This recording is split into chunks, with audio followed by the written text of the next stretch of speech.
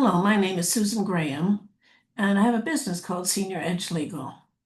I want to talk to you today about the security of your financial future. Now, you're the ones who's responsible for that, and that means what happens for the rest of your life, not only today, but in the future and the things you might be concerned about. Many people are concerned about inflation, that the value of their dollar and the spending ability decreases.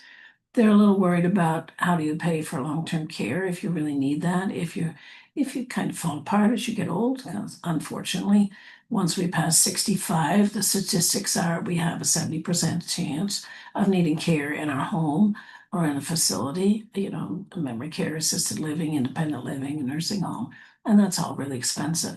Or there are other things that come up, like wonderful trips with your family, where you take all of the kids and grandkids and go somewhere, on a cruise or to Hawaii or something grand like that. Or unexpected things like putting on the roof. So I'm talking about your financial security now and in the future.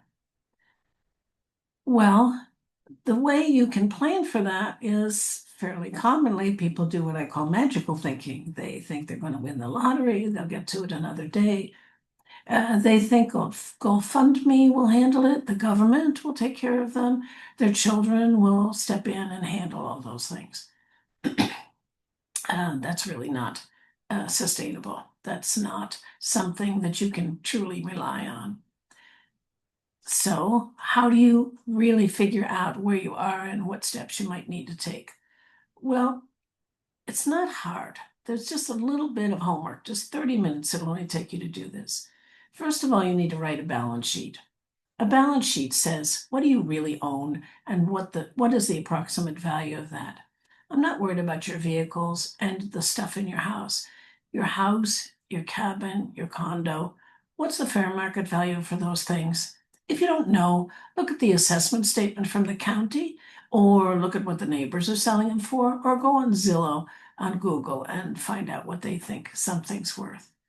And then your bank account, what's your normal amount of money you keep in there? What are your IRAs or retirement accounts worth? Your mutual funds, brokerage accounts, life insurance, death benefit, and cash value, those kinds of things. Total it all up. You don't have to worry about taxes. Death taxes are crazy now. If you have less than $15 million, there's no death tax on the federal or state of Idaho level. I don't think I even know anybody who has $15 million, so that's just not an issue.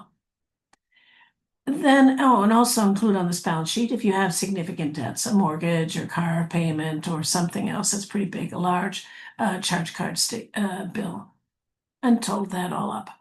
The next thing you want to do is look at an income statement, and that's really simple too. Write down what do you get from Social Security or your pension, or if you have rental income or other regular sources of income, what are those?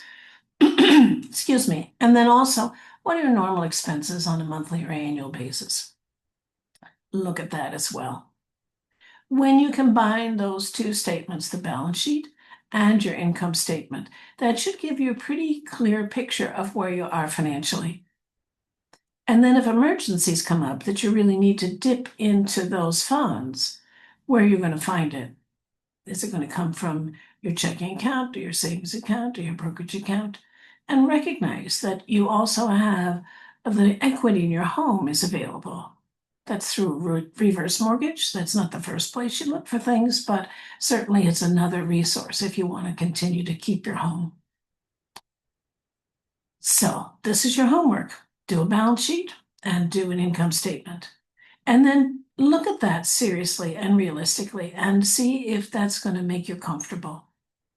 If so, grand. If not, and you want to talk to me, please call my office. I'm happy to talk with you about that. Just call and set up an appointment.